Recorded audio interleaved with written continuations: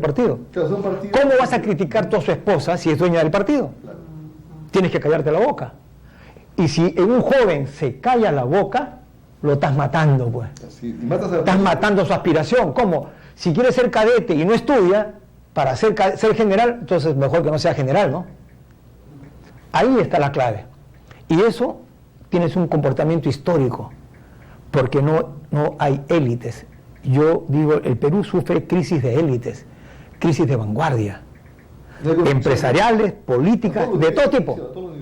Pero lo más grave para mí, como en la parábola de los talentos, es la crisis de la vanguardia empresarial. Porque los Añaños, los Romero, los Brescia, todos ellos tenían la obligación de decir, ¿qué país quiero en el que funcione mi empresa? ¿Cómo quiero que sean los líderes que surjan? Eso es Estados Unidos, eso es Europa.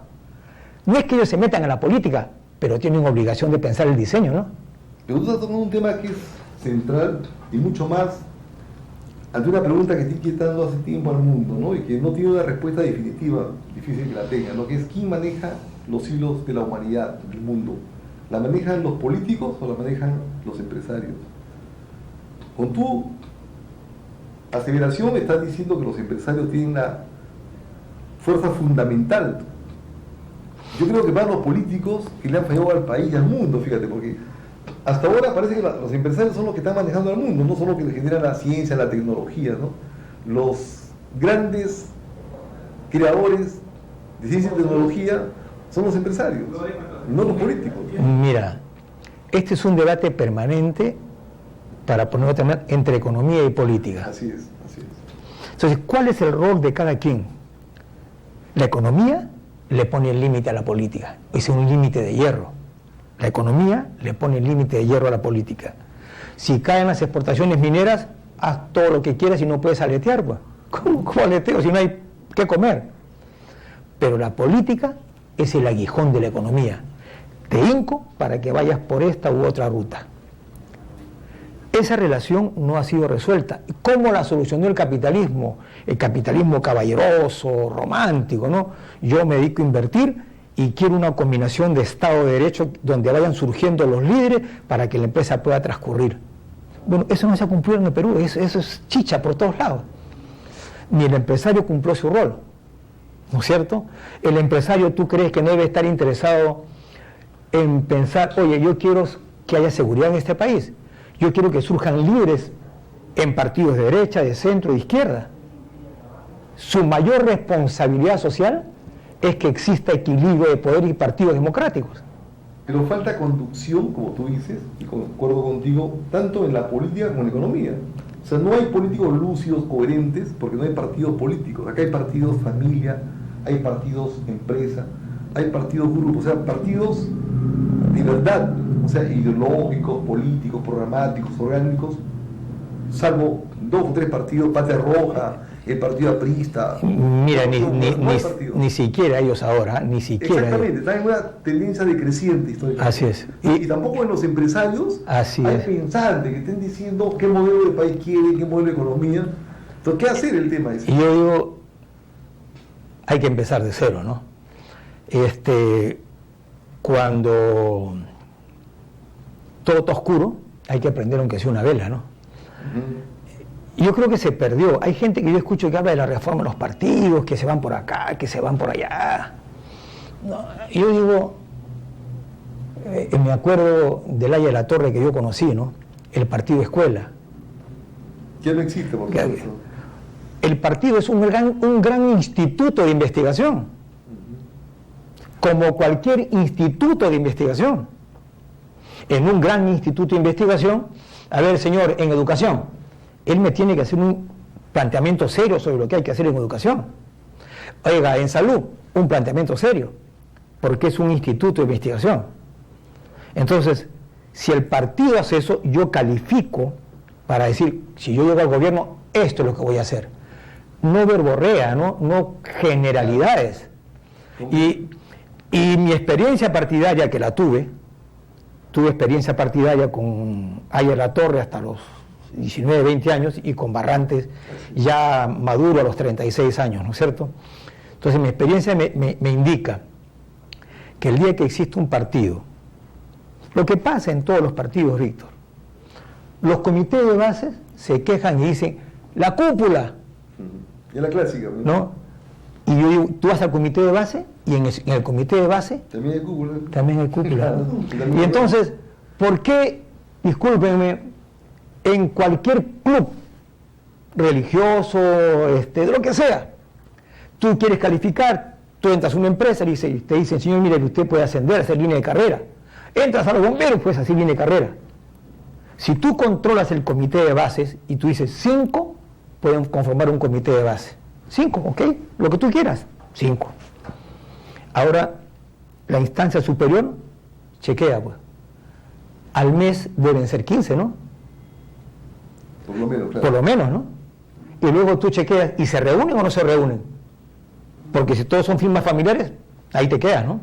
No crees. Pero si son 15 y luego 30, y luego tú puedes ascender porque haces trabajo político, pero también porque te calificas intelectualmente, hablas un idioma, hablas dos, tienes un puntaje equivalente a la vida vegetativa partidaria, ¿no es cierto? Tú escribes un libro, tiene una ponderación. Entonces tú estás haciendo una línea de carrera y el partido vuelve a ser servidor de la sociedad, pero con altas exigencias. ¿Te imaginas los líderes que surgirían de ahí? Hay que volver a hacer eso, para Bueno, que no se cuela, ¿no? La cúpula de arriba no lo permite, porque surgen competidores. Por eso, a estos pichones que surgen, de nuevas propuestas, yo diría, a ver, dame tu estatuto. Oye, este comité, ¿cómo es? Esta es tu familia, compadre, son 4 gatos. Tú vistes en mi izquierda el grupo de Arana, el grupo de Únete y el grupo de la señora Verónica. Se dividen, los de Únete con los dos PC y Patria creyeron que iban juntos, no, sacaron sus firmas un grupito de amigos de Verónica. Y yo digo, no la conozco a la señora, pero en tu política no votas por cara bonita, pues hermano. Claro, vota por quien te da línea, ¿no? Claro, así es. Quien te da línea, que tiene un sentido, que es respetada. El verdadero líder es el que tiene el respeto. La gente cree que el líder es el que tiene el aplauso de las multitudes. Eso lo tiene cualquiera, está pagando. El verdadero líder es el que tiene el respeto del Estado Mayor, cuando es primos inter pares. El reconocimiento. O sea, si un equivalente a ti te respeta, oye, dice, ah, mano, no, ahí vamos. De manera que no veo solución en el corto plazo, Víctor, a menos que surja desde abajo esta propuesta. Me acaban de invitar a uno, digo, muy bien, tú vas a ser candidato de tu partido, vas a ser tu partido, te creo cuando tengas un comité ejecutivo que sea plural y tú compitas en primarias con cualquier otro que quiera postular en igualdad de condiciones. Si no, no te creo. Interesante. Si no me vas a usar, ¿no?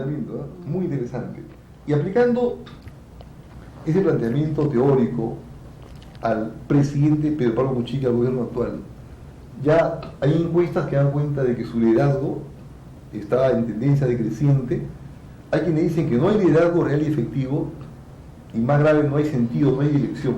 ¿Cómo ves tú a Pedro Pablo Kuczynski como presidente de la República? Mira, yo en la UNI hubo un debate inicial sobre el presupuesto, si bajar el IGB, no bajar el IGB.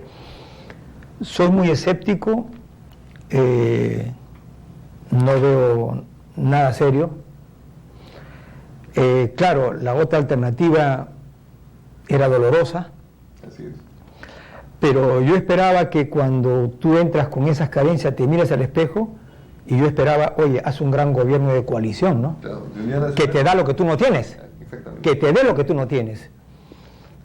No lo veo, no me inspira confianza.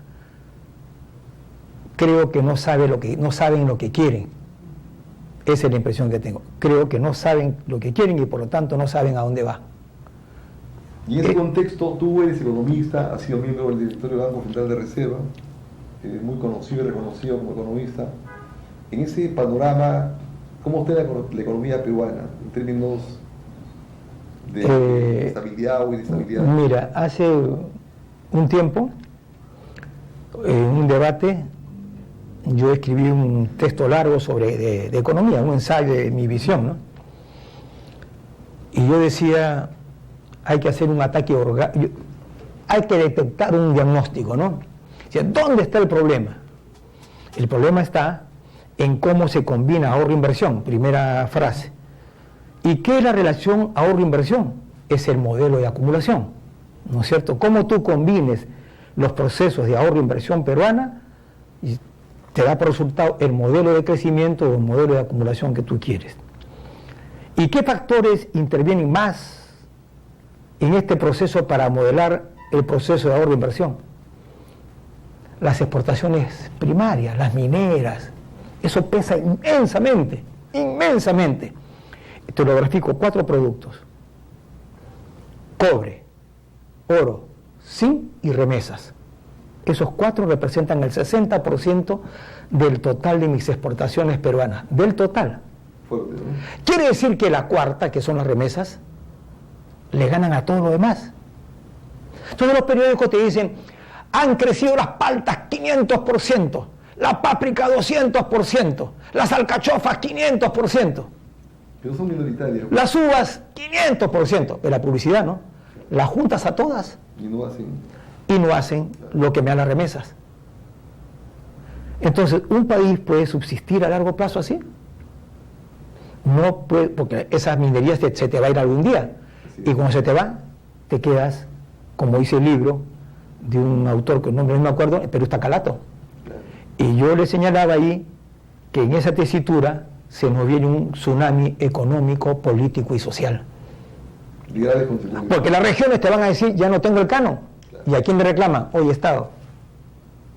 Y tú debiste preparar las condiciones cuando tenías un montón de plata para invertir en la UNI, en investigaciones, decirle la verdad al país, vamos por este camino, va a ser doloroso, sé que hay urgencia, pero no hay de otra. La otra es seguir como estás, ¿no es cierto? Entonces, ¿qué haces? Es como un médico, dice, hay que operar, no haga de su pastita, hay que operar. Cuando ya tienes que operar ya es muy tarde, ¿no? Lamentablemente es cierto, no hemos preparado al país, los políticos, los gobernantes, para esa transferencia que se requiere, ¿no? De un modelo sustentado, como tú dices, ¿no? En las exportaciones, Claro. ¿no? Tradicionales. Qué interesante, Alfonso. Perdón, Víctor, y yo hubiera pensado que 3 partidos que más o menos tienen cosas, ¿no? El APRA, Acción Popular o el PPC, sacaran lo que tienen y exigiesen a todos los demás que los partidos sean auténticamente democráticos, a todos los que surjan.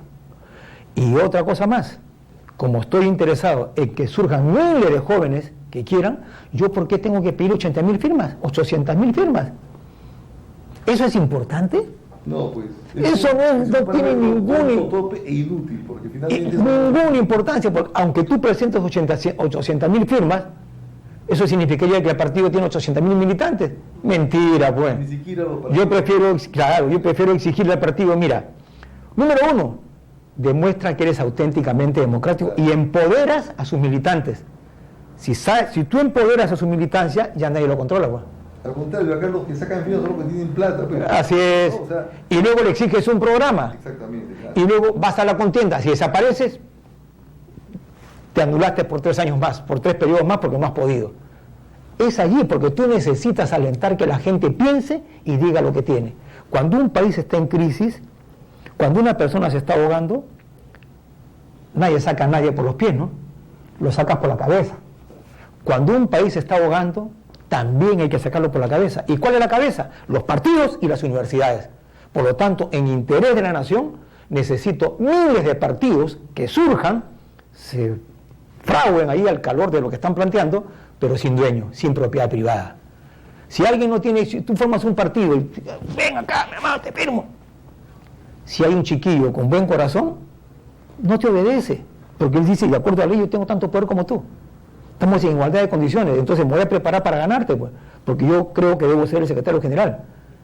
Y todos compiten igual, y no pueden repartir plata, porque tienes que ganártelo con planteamientos, con oratoria, con carisma, con lo que sea. Siendo político, no lo puedes ganar de otra manera.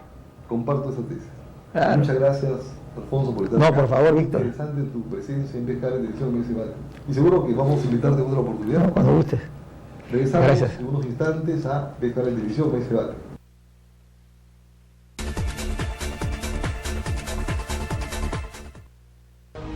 El cable para todos. Amigo abonado, paga tu mensualidad de la manera más simple y económica a través de Banco de Crédito BCP. Lo puedes hacer también en el Interbank, o si no también en el Banco Continental BBVA. Y por supuesto en agentes autorizados. Y si tú quieres para mayor facilidad, a través del Internet. Ves Cable, piensa en ti. Hola amigos, soy Álamo Pérez Luna y yo ya formo parte de la familia de Best Cable. Todos los sábados a las 10 de la noche les presentaré Las 10 en Best Cable, el mejor recuento de los temas que a usted más le gustan, los casos policiales más recordados, las biografías de los personajes que usted nunca olvidará y hasta las canciones que marcaron su vida. Todos los sábados a las 10 de la noche, las 10 en Best Cable, el cable para todos.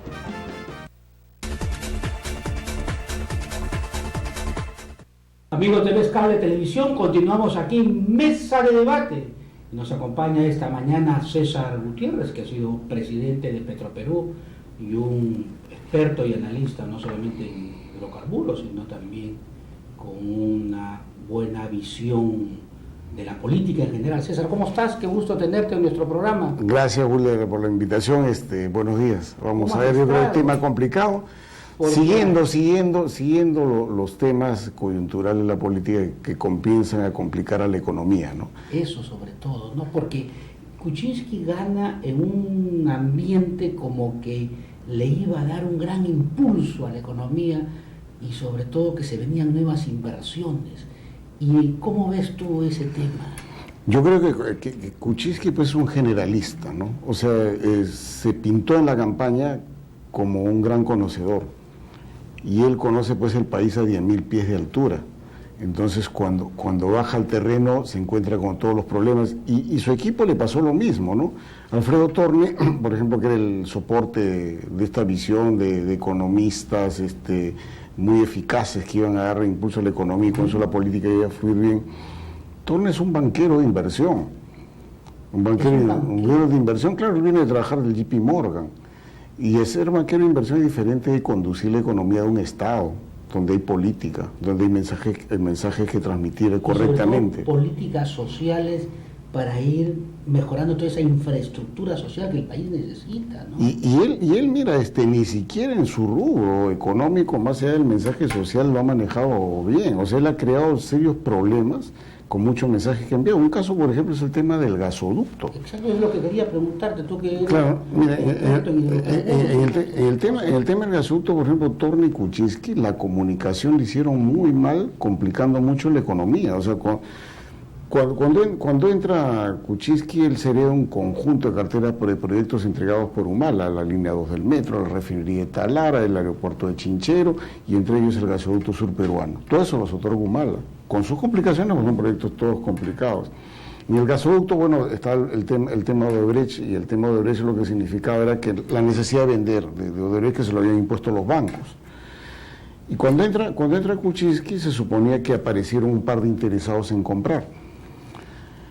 Y justamente cuando se desarrolla el CADE, cuando hervía Andahuaylas, cuando hervía Juliaca, Kuczynski se pasa 4 días en Paracas, conjuntamente con su ministro Torne, en un desatino político de campeonato, y ahí lanzan un mensaje, y dicen, acá en este contrato hay una cláusula anticorrupción que nosotros no vamos a variar un ápice. Y en ese momento, que yo creo que había salidas, ¿eh? En ese momento sale los interesados en comprar y dicen, nosotros nos retiramos, justo en el inicio del CADE del año pasado, en noviembre. ¿Y qué dice Torne? Dice, perfecto, vamos a hacer un nuevo concurso. Ese hacer un nuevo concurso significa una grave complejidad y todavía dice, en enero lo hacemos. Él no tenía ni idea de qué es lo que significa hacer un nuevo concurso. Esto de acá hoy día ya se toma conciencia de que eso significa por lo menos 2 años para adelante. Porque si bien los otorga Humala, venían ya siendo estudiados durante el gobierno de Alan también. El gasoducto empieza en el 2007. En el 2007 empieza, yo he estado muy cercano a ese tema, y se otorga en el 2014. Y bueno, y ellos lo heredan en el 2016. Entonces, cuando lanza ese mensaje, vamos a hacerlo de nuevo, se retiran completamente todos los interesados y le crea una complejidad al gobierno. Y el único plazo que había era para decidir cosas en enero de este año, que bueno, pues se decantó y fue no, y era con gran una problema. hora para que nuestros televidentes puedan ubicarse en qué consistía la utilidad para el país. Mira, el tema era traer un ducto que traiga gas desde Camisea hasta la costa. Y en la costa iba a 2 sitios, a Mollendo e Hilo. Se había creado exprofesamente bajo ese proyecto 2 termoeléctricas, una planta de generación eléctrica en base a gas en Mollendo y otra en Hilo, que iban a ser el gran referente del consumo del gas que venía por esos ductos. Toda la obra constructivamente valía $4.600 millones. Las termoeléctricas ya están culminadas, ya están en operación, están operando con petróleo diésel, que es mucho más caro que el gas. Entonces, esa obra que implicaba $4.600 millones de construcción, para el gobierno, y siempre hablaron, esto significaba medio punto del PBI como crecimiento económico. Como crecimiento económico. Entonces, cuando no saben manejarlo apropiadamente, que era un tema complicado, por supuesto, por los temas que tenía Odebrecht, cuando no saben manejarlo y se cae el proyecto, lo que ha significado inmediatamente es un despido de 5.000 personas. Y ese despido de 5.000 personas y el medio punto del PBI lanza, torne otro mensaje, pero falaz y completamente desatinado. Dice, el PBI que habíamos previsto para este año 2017 era 4.9 y ahora va a ser un punto menos, 3.9. E inmediatamente salen los banqueros a decirle, eso no es un punto, es medio punto, hablemos la verdad, o sea, siempre pensaste que no ibas a tener 4.9. Entonces, una serie de mensajes del propio Torne dentro del mismo terreno económico que hay que conocer, equivocados, desatinados, han generado una sensación en el inversionista de que los que están en la conducción del manejo económico en temas complicados no saben manejarlo. Sobre todo eso, ¿no? Como que efectivamente venimos una vez más a dar una sensación y una imagen en el exterior que somos pues no solamente informales, sino unos casi aventureros de los que llegan al poder. Y mire, contraproducente, porque se suponía que Kuczynski y su equipo, que lo llamaron equipo de lujo, que lo más que conocían era el tema económico, y como te decía, eran pues conocedores de la generalidad. Estos temas son complicados en el manejo y que eso no lo conocían. ¿Qué otra cosa grande que podría ya estar por lo menos caminando en esta gran recuperación económica que se pensaba? O sea, en el gasoducto ya se cayó, eso ahí se va a tardar, y si lo retomaran, y si es que lo manejan bien, cosa que dudo, este gobierno no lo inaugura, ¿ya? Ese es un tema. El siguiente tema es la refinería de Talara. El tema de la refinería de Talara, que también empieza un tema que empieza en el 2006. Estamos en el 2017, han pasado 11 años. Que era repotenciar Talara, ¿no es cierto? Claro, que era la infraestructura que existe, crecerla en capacidad, vamos a modernizarla de tal manera que el petróleo que procese sea de menor calidad, de menor precio y saco productos de alta calidad. Eso empieza, y en el gobierno de Alan García, justamente yo era presidente de Petro, 2006, y cuando termina el gobierno de Alan García, eso termina en $1.300 millones en estimado de inversión por todo concepto. La semana pasada, o esta semana ha sido, al inicio de esta semana, el presidente actual de Petroperú, que viene de una cervecera, claro, está bien, el hidrocarburo es un fluido y la cerveza también, pero... No son líquidos, pero no son líquidos compatibles, claro, de alguna manera. Y que, bueno, y Gestión le dedica ayer 2 páginas y anteayer también, y que dice, yo no quiero partidario de Petroperú, quiero hinchas. Entonces te creo que está confundiendo el Sporting Cristal, claro, está confundiendo con la petrolera, claro. Entonces, y anuncia que lo que en el gobierno de Alan García era $1.300 millones, que ahora son 5.400 millones de dólares, y que todavía no ha cerrado el financiamiento y que van a emitir $3.000 millones de bonos. 5.400 Por eso en algún momento yo escuché que más barato era hacer una nueva. Totalmente, ¿no? Claro, y el problema es que han cambiado condiciones del contrato que no están permitidas para llegar a eso, y eso nadie lo está viendo, pero eso tarde o temprano en el camino de este gobierno va a tener sus complejidades. Y eso va a ser una cosa que está caminando a tumbos, que se quiere una gran expectativa de 7.000 puestos de trabajo en Talara, de los cuales por el momento se han ido otorgado 3.000, pero va a tener dificultades. Y esa es la otra gran cosa que va caminando muy lento el gobierno. La tercera cosa es el metro de Lima, la línea 2. La línea 2, efectivamente. Entonces, la línea 2, por ejemplo, el gobierno entra pues con el gran discurso del destrave, ¿no? Eran los grandes destrabadores. Pero claro... Que a pesar de esas trabas, la economía Antes había crecido 7, 8%. Claro, y que bueno, y Humala lo deja alrededor de 4, y ahora ya estamos hablando de menos de 4, ¿no? Con este gobierno, con el equipo de los juntos. Entonces, en la línea 2 del metro, ellos dicen, vamos a destrabarlo. Claro, lo que pasa es que las trabas son complejidades de carácter administrativo, que si un funcionario de la firma termina en la Contraloría y después termina en el Poder Judicial y de repente termina hasta en Yanamayo. Entonces los distraen, no son tan sencillos como que pensaban, y eso refuerza mi teoría que dice, esto conoce el Perú a 10.000 pies de altura, no sabe lo que pasa en la Tierra. ¿Y qué ha pasado? Que este mes el concesionario del metro, de la línea 2, ¿sí? de la línea 2 del metro, nos ha demandado a un centro de arbitraje internacional solicitando un incremento de 260 millones de dólares en el presupuesto del metro, de la línea 2 del metro. Ese proceso va a durar más o menos 2 años o 3 años. ¿Y por qué no se ha demandado? ¿Qué cosa está aduciendo para aumentar más de 200 millones? Lo que dice es, no me han entregado los terrenos que había solicitado a tiempo. Y como no me han entregado los terrenos a tiempo, yo he incurrido en costos adicionales, porque me estoy demorando más de la cuenta y he estado esperando, tengo personal paralizado, tengo que movilizar y movilizar personal y de movilizar infraestructura, y eso cuesta 260 millones más. El gobierno anterior decía, no es que no haya querido darte, y el ministro anterior de Transporte, una persona que conoce, y que ha sostenido esa tesis, dice, lo que te he querido dar, no lo has querido recibir de mala manera, porque tú has estado buscando esto. Ha estado buscando esto y acá quieren arrastrar la mano. Han estado demorando quizás para después ir al arbitraje internacional y cobrar estos 200 millones. 260. Y esto es una técnica de este concesionario que es conocido por eso. O sea, ¿por qué? Porque los socios principales de este concesionario es una empresa italiana que se llama Impregilo y otro socio español que se llama FCC. ¿Cuál es el antecedente? Ellos entraron en el Canal de Panamá, son los constructores de la modernización del Canal de Panamá, que ha terminado casi duplicando el presupuesto original, con grandes problemas políticos para los presidentes anteriores, para el presidente actual, y hoy día un gran arbitraje en Washington, por el mismo motivo. Entonces, esa estrategia era conocido de FCC con Impregilo, y de hecho hay que tener pues fortaleza para poder defenderse y decir eso no corresponde y seguir para adelante y exigir. Pero como los grandes destrabadores heredan esto, dicen, no, pues yo me allano. No es tan sencillo cuando yo me allano. Y ese contrato lo firma Humala. Ese contrato lo deja firmado Humala, eso lo firma en la época todavía de su ministro Paredes, Carlos Paredes. Entonces, eso es otra de las cosas que también es una gran frustración. Y estamos hablando, Talara, que lo heredó este gobierno en 4.700 millones, se ha convertido en 5.400.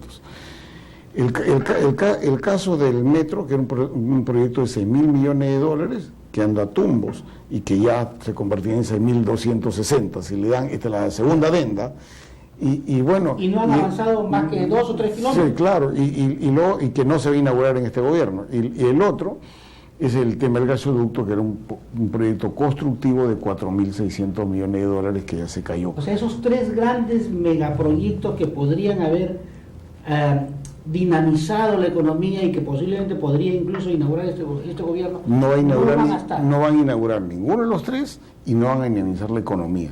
Con probabilidades que Talara tenga problemas mayores y hasta se pueda paralizar, porque esto va a generar... El Contralor nos viene pues dando cosas así a cuotas, a puchos, como dicen, ¿no? Y Talara ya tiene informe del año 2014 de la Contraloría firmado por el vicecontralor de esa época, que es el Contralor actual, en discrepancia con lo que venían haciendo con el primer crédito que tomaron del 2014, que eran 500 millones de dólares. Eso en cualquier momento va a saltar a la luz, que ya estamos hablando de observaciones mayúsculas que se vienen atrasando desde 2014. Eso puede paralizar el proyecto en camino. Ahora, César, solo nos hemos concentrado en estos 3 grandes proyectos, pero veamos otro ángulo. ¿Cuál es tu opinión sobre el actual presidente que en su momento del gobierno de Toledo fue ministro de Economía y además fue después primer ministro? ¿Crees que le puede salpicar algo toda esta, no voy a decir malinterpretación, pero sí llama cierta suspicacia, ¿no?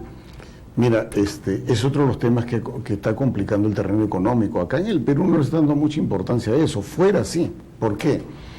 Porque, digamos, Toledo, que está acusado o denunciado por haber recibido supuestamente 20 millones de dólares de un soborno, él como que se pone de acuerdo pues con el que soborna, ¿no? Pero eso hay que ponerlo en práctica. tienen una serie de cosas que permitan decir a este que soborna, si te doy, pues porque has cumplido la tarea. ¿Quién ha hecho la tarea de que eso se cumpla? El ministro de Economía a través de Proinversión y posteriormente el primer ministro con su ministro de Economía. ¿Quiénes son?